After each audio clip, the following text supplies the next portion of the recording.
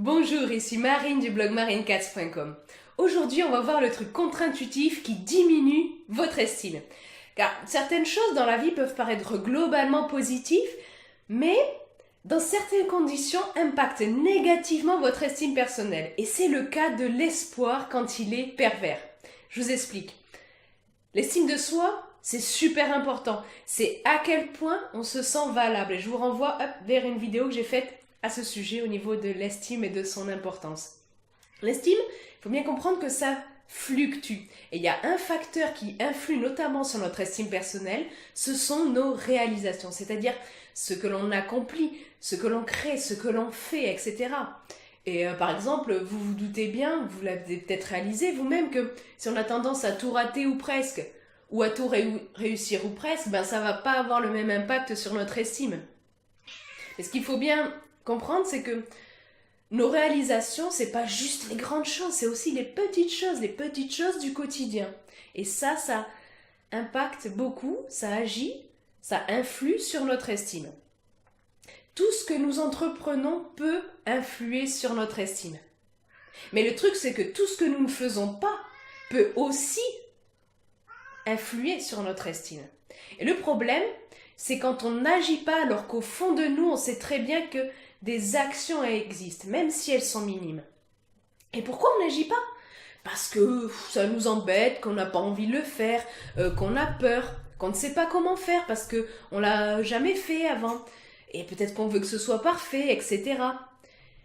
Et donc du coup, on a tendance à... Je sais pas si vous avez entendu, c'est mon chat qui vient faire un petit coucou. Et oui, tu me laisses finir la vidéo? On va voir. Et donc dans le jargon, on appelle ça la procrastination. C'est le fait de remettre au lendemain. Par exemple, vous voyez votre placard de vêtements, que c'est tout le bazar, il y a le gros bazar quoi. Vous dites, ah là là, faudrait que je le range, machin et tout. Mais, en fait, rien ne vous y oblige à ranger ce placard si ce n'est vous-même. Et en plus, c'est vrai que c'est pas le genre de chose qui est pressé à la minute, sinon vous en seriez pas arrivé là, pas avoir cette montagne de bazar dans votre placard. Mais bon, vous vous y mettez pas non plus, parce que vous dites oh là là, oui, mais bon, j'ai ça à faire avant, oh ben non, je le ferai plus tard. Vous trouvez des prétextes pour toujours remettre à plus tard. Mais la procrastination, bon ça c'est un exemple de procrastination, la procrastination peut vraiment nuire à votre estime. Oui, tu me laisses faire la vidéo? Bah alors dans quelques minutes j'arrive, d'accord? Bon, ben on va voir. Donc, oui, je disais que la procrastination peut nuire à notre estime. C'est un message qu'on s'envoie à nous-mêmes qu'on ne vaut pas le coup. On ne vaut pas le coup que notre placard soit mal rangé, par exemple. On ne vaut pas le coup que notre placard soit rangé. Excusez-moi. Donc, en fait, vous pouvez peut-être vous penser, bah oui, mais bon, moi je m'en fiche que mon placard soit rangé, en fait, c'est pas très important pour moi. Eh bien, vous avez tort. Vous avez tort parce que votre inconscient et votre estime, ils aiment pas le bazar, et votre cerveau non plus.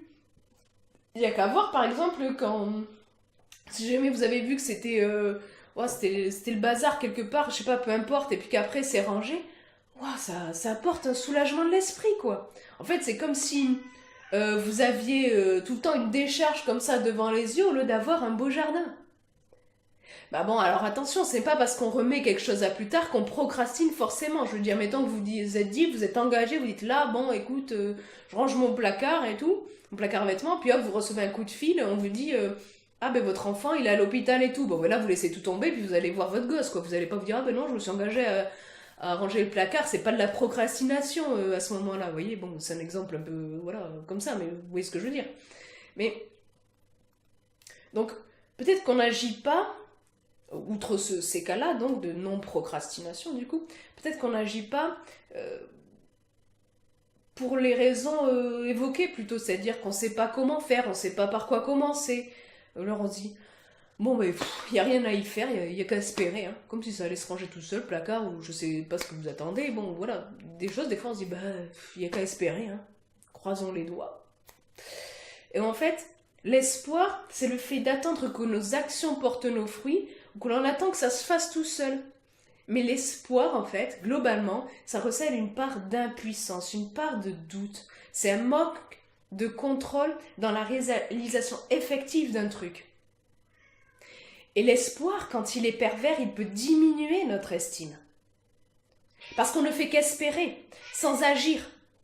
On pense qu'on est impuissant, on croise les doigts. C'est tout ce qu'on peut faire, non? Eh bien non, en fait, beaucoup plus de fois qu'on ne le pense, beaucoup plus de fois que ça saute aux yeux, on peut agir. Oula.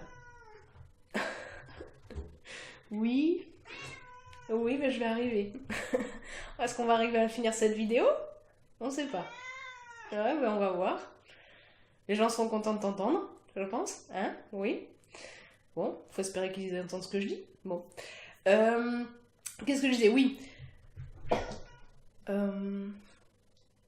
Oui, dans beaucoup plus de cas que ça saute aux yeux, on peut agir en fait. Le futur ne repose pas uniquement sur l'espoir, c'est-à-dire un résultat hypothétique qui ne dépend pas de nous ou si peu de nous.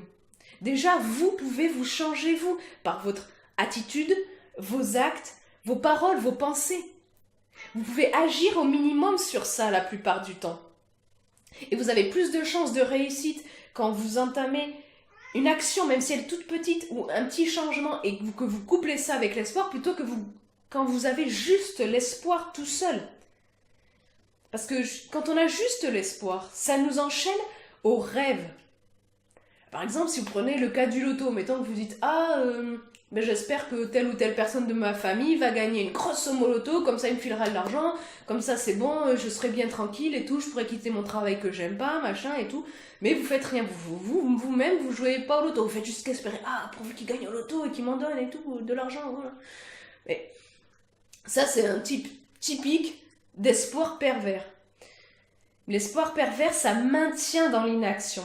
Ça nous donne une illusion d'un meilleur, bientôt, qui viendra bientôt, sans aucune action de notre part. L'espoir, c'est bien, attention, et parfois, l'espoir, c'est l'unique lumière visible, c'est notre seul soutien, mais la plupart du temps, on peut agir, même si c'est tout petit, même si c'est minime, ne serait-ce qu'agir, comme je disais, sur nos pensées, nos actions, etc. Et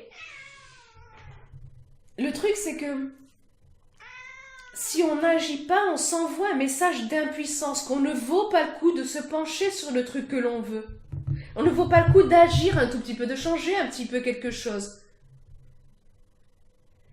Alors que souvent, il y a un petit espace entre rien faire et l'espoir. Il y a un espace pour l'action, même une toute petite action à côté de l'espoir. Si vous pensez, vous aussi, que l'espoir pervers peut enchaîner à l'inaction et au rêve, cliquez sur le pouce en l'air présent en bas de cette vidéo. Vous retrouvez également dans ce coin-là et sous la vidéo un petit bouton rouge, vous cliquez dessus, comme ça vous vous abonnez à ma chaîne YouTube et vous recevez automatiquement une notification dès que je publie une nouvelle vidéo. Je vous mets également en bas dans la description un lien vers l'article plus complet lié à cette vidéo. Je vous mets également ici un lien si vous voulez faire partie de mes contacts et recevoir mon livret gratuit lié à l'estime de soi, super importante. Je vous remets un lien ici sur le i comme info pour faire partie de mes contacts et recevoir mon livret sur l'estime de soi. Sur ce, je vous souhaite une excellente journée. Soyez vous-même. À très vite.